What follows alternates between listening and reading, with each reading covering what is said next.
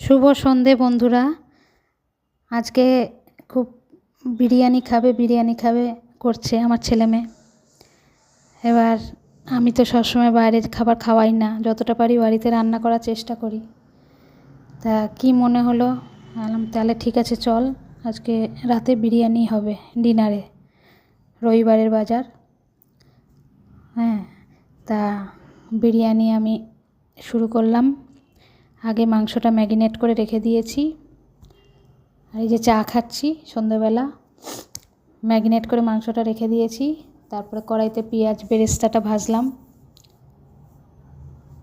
তারপরে বেরেস্তাটা রেখে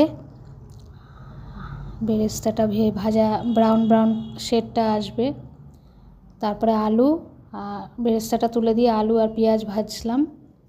ভেজে তারপরে